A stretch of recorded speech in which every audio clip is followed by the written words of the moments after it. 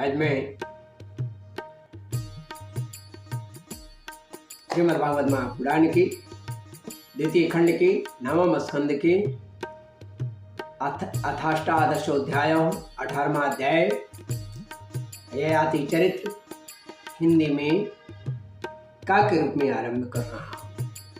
ये चमक ये दमक फुलवन ममक, ये चमक ये दमक फुलवन ममक, सब कुछ सरकार तुम्हीं से। ये चमक ये दमक फुलवन ममक, सब कुछ सरकार तुम्हीं से। इठला के पवन चूमे कृष्ण की चरण, इठला के पवन चूमे कृष्ण की चरण, बगियन में बार तुम्हीं से। ये चमक ये दमक फुलवन ममक, सब कुछ सरकार तुम्हीं से। निरंतर सुखदेव जी से परीक्षित जी प्रश्न करते जाते हैं। भगवान सुखदेव राजा परीक्षित को निरंतर कथाएं बताते जा रहे हैं। सुखदेव जी कहते हैं कि हे परीक्षित, यतिर्याति संयाति रायतिर्वियति कृता, षड्मे नौदशासन्निन्द्रियाणि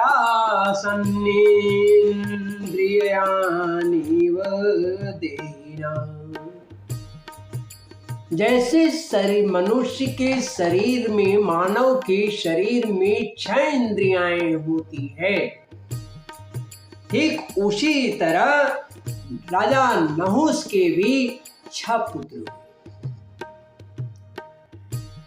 इसी का विस्तार में करने जा रहा हूं।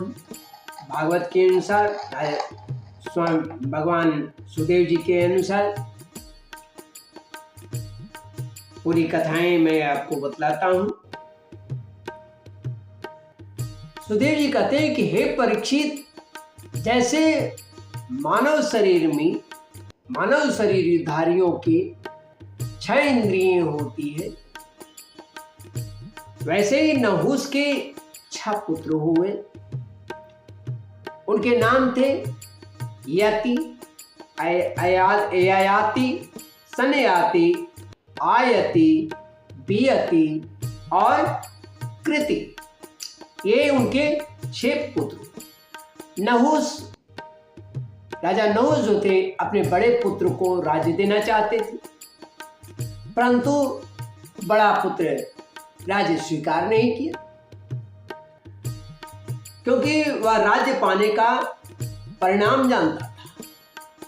राज्य एक ऐसी वस्तु है जो उसके दांवपेच और प्रबंध आदि में भीतर प्रवेश कर जाता है। वह अपने आत्म स्वरूप को नहीं समझ पाता है।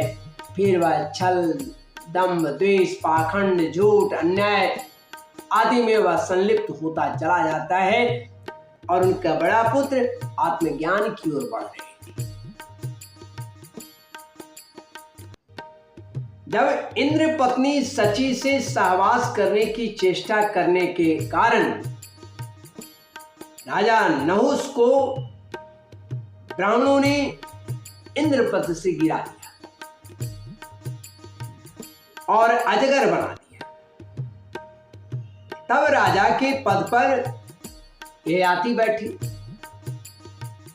ययाति ने अपने 4 छोटे भाइयों को 4 दिशाओं में नियुक्त कर दिया और स्वयं शुक्राचार्य की पुत्री जो देवयंती थी, देवयानी थी, और दैत्यराज वृषपर्वा की पुत्री शर्मिष्ठा को पत्नी के रूप में स्वीकार करके पृथ्वी की रक्षा करने लगी।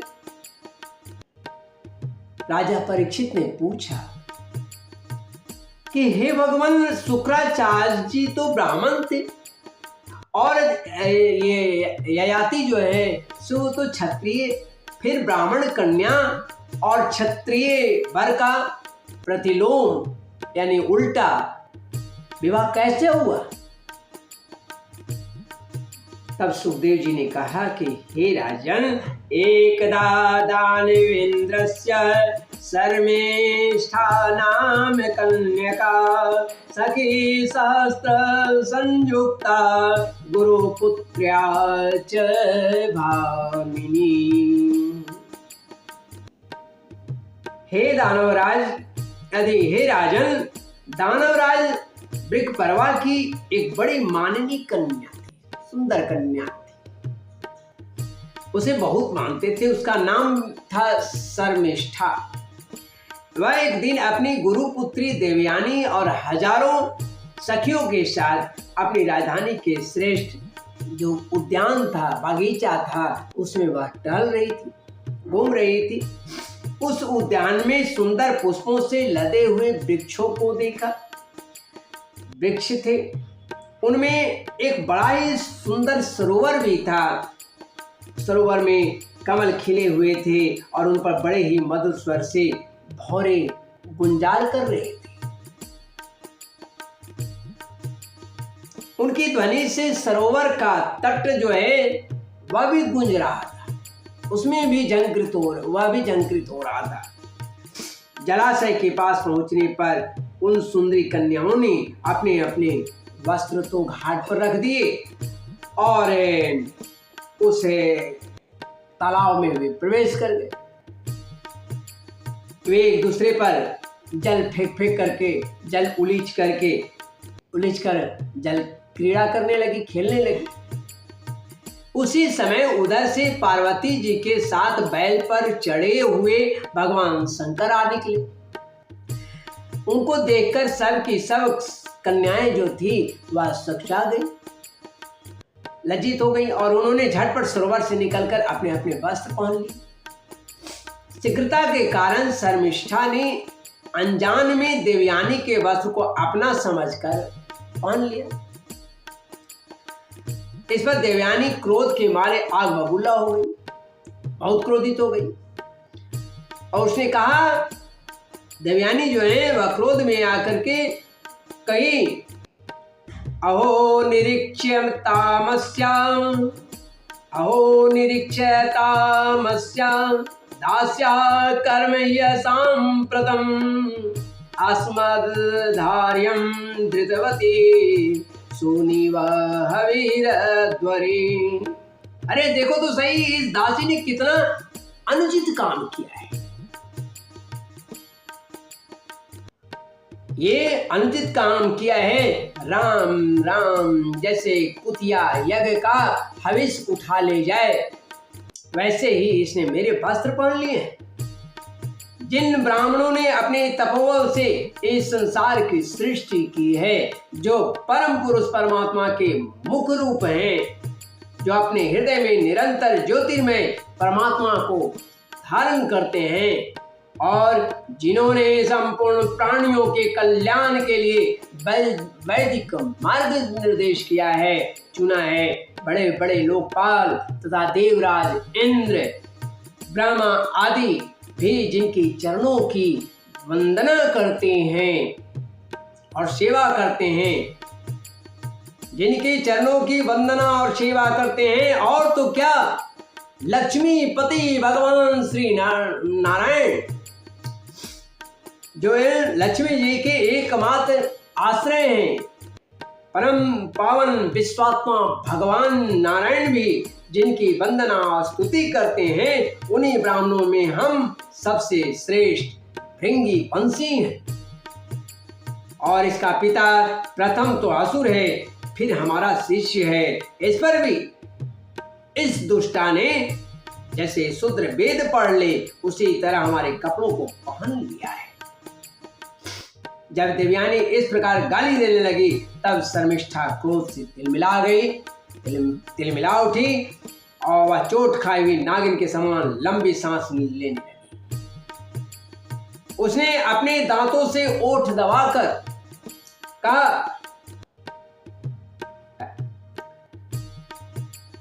ऐ भिखारिन, आत्मवृत्तमविज्ञाय कथसे बहुभिक्षुकी किं न प्रतीक्षसे स्माकं गृहान् बलिभुजो यथा। भिखारिन, तू इतना बहक रही है, तुझे कुछ अपनी बात का भी पता है? जैसे कौवे और कुत्ते हमारे दरवाजे पर रोटी के टुकड़ों के लिए प्रतीक्षा करते हैं, वैसे ही क्या तुम भी हमारे घरों की ओर नहीं ताकती रहती? शर्मिष्ठा ने इस प्रकार बड़ी कड़ी कड़ी बात कहकर गुरुपुत्री देवयानी का अपमान करना शुरू की, तिरस्कार किया और क्रोधवश उसके वस्त्र छीनकर उसे कुएं में ढकेल दिया। मामला आगे बहुत बढ़ गई। तस्यां गतायां स्वगृहं ययाति मृगयां चरन् प्राप्तो यदृच्छया कूपे जलाधितां ददर्शः। शर्मिष्ठा के चले जाने के बाद संजोगवश शिकार खेलते हुए राजा ययाति उधर आ निकले। उन्हें जल की आवश्यकता थी, इसलिए कुएं में पड़ी हुई देवयानी को उन्होंने देख लिया। उस समय वह वस्त्रहीन थी, इसलिए उन्होंने अपना दुपट्टा उसे दे दिया और दया करके अपने हाथ से उसका हाथ पकड़कर उसे बाहर निकाल लिया। देवयानी ने प्रेम भरी वाणी से वीर ययाति से कहा, हे वीर शिरोमणि राजन, आज आपने मेरा हाथ पकड़ा है। अब जब आपने मेरा हाथ पकड़ लिया तब कोई दूसरा इसे न पकड़े। वीर श्रेष्ठ, कुएं में गिर जाने पर मुझे जो आपका अचानक दर्शन हुआ है, यह भगवान का ही किया हुआ संबंध समझना चाहिए। इसमें हम लोगों की या और किसी मनुष्य की कोई चेष्टा नहीं है। हे वीर श्रेष्ठ, पहले मैंने बृहस्पति के पुत्र कच्छ को श्राप दे दिया था, इस पर उसने मुझे भी श्राप दे दिया। इसी कारण ब्राह्मण मेरा पानी ग्रहण नहीं कर सकता। अब यहाँ पर ही बात आई कि कच्छ देवयानी को क्यों श्राप दिया। तो ऐसी बात है कि बृहस्पति जी का पुत्र थे कच्छ। शुक्राचार्य जी से वे मृत संजीवनी विद्या सीखने के लिए आए हुए थे और उनसे पढ़ाई कर रहे थे, शिक्षा ले रहे थे। अध्ययन जब समाप्त कर लिया, जब अपने घर जाने लगे तो देवयानी ने उनसे कहा कि मुझे आप वरण कर लीजिए। देवयानी चाहती थी कि कच्छ हमें वरण कर ले। तू वो देवताओं की पुत्री, ये दानवों के गुरु के पुत्री थी, परंतु गुरु पुत्री होने के कारण भी जो है कच्छ ने स्वीकार नहीं किया, क्योंकि गुरु पुत्री बहन के समान होती है। तो उसका प्रस्ताव स्वीकार नहीं किया। इसी पर क्रोधित होकर के देवयानी ने उसे श्राप दे दिया कि तुम्हारी पढ़ी हुई जो विद्या है वह असफल हो गई। इतना दिन का मेहनत एक श्राप में समाप्त हो रहा था। बहुत दुख की बात है। बहुत कठोरता से पहले के शिक्षक विद्या दिया करते थे, तपा देते थे, जो कि दूसरों की सहायता करने समय वह उसे दिक्कत ना आए। रग रग में वो विद्याएं भर दिया करते थे। आज की तरह नहीं थी कि अगर काम धर लिए तो गार्जियन पहुंच गया घर पर, टीचर को ही पीट दिया। तो वह निष्सफल हो जाए। देवयानी ने इतनी कड़ी श्राप, कोई भी जो है खिचला जाएगा। इतना वर्षों से वह तपस्या की तरह करके तपस्या से प्राप्त किया था विद्या। कच्छ ने भी उसे श्राप दे दिया कि आज मैं श्राप देता हूं कि कोई ब्राह्मण तुमसे विवाह नहीं करेगा, पत्नी रूप में तुम्हें स्वीकार नहीं करेगा। यही कारण था कि कोई ब्राह्मण पत्नी रूप में उसे स्वीकार ही नहीं करते थे, कोई ग्रहण करना नहीं चाहते थे। जब विश्वकर्मा को यह बात मालूम हुआ, हाँ आगे चलते हैं, कि कन्या देवयानी को साथ लेकर वे नगर की ये तो पानी ग्रहण नहीं कर सकता, ऐसा देवयानी ने राजा ययाति से कहा। ययाति को शास्त्र प्रतिकूल होने के कारण यह संबंध अभिष्ट तो नहीं था, उचित तो नहीं था। शास्त्र तैयार नहीं है, शास्त्र नहीं कहता है कि ब्राह्मण पुत्री से कोई अदर जात शादी करे। उसकी तप, ज्ञान, बुद्धि, यश, कीर्ति सभी का लोप हो जाता है। अर्थात ब्राह्मण पुत्री, ब्राह्मण कन्या बहुत उत्तम कोटि है, उसको पत्नी रूप में स्वीकार करना इतना आसान काम नहीं है। वस्त्रहीन, तेजहीन, बलहीन, रोगग्रस्त, सब तरह से उसका नुकसान हो जाता है, और अंत में तो खैर कहने क्या है। तो इसीलिए ययाति नहीं चाहते थे कि हम पानी ग्रहण करें इससे,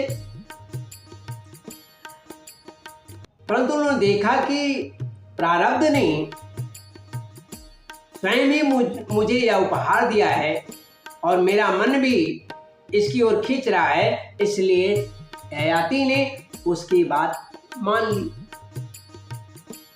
वीर राजा ययाति जब चले गए, तब देवयानी रोती पिटती अपने पिता शुक्राचार्य के पास पहुंची और शर्मिष्ठा ने जो कुछ किया था वह सारी वृतांत वो बतला गए। श्रीमद् भागवत महापुराण की द्वितीय खंड की नवम स्कंद के 18वां अध्याय हिंदी में ययाति चरित्र का वर्णन का रूप में यहाँ समाप्त होता है। गोविंद जय जय गोपाल जय जय गोविंद जय जय गोपाल जय जय राधा रमण हरि गोविंद जय जय गोविंद जय जय गोपाल जय जय राधा रमण हरि गोविंद जय गोविंद जय जय गोपाल जय जय राधा रमण हरि गोविंद जय कृष्ण के जय जय राम की जय जय राधा रमण हरि गोविंद जय कृष्ण गोविंद हरे मुरारे हे नाथ नारायण वासुदेव।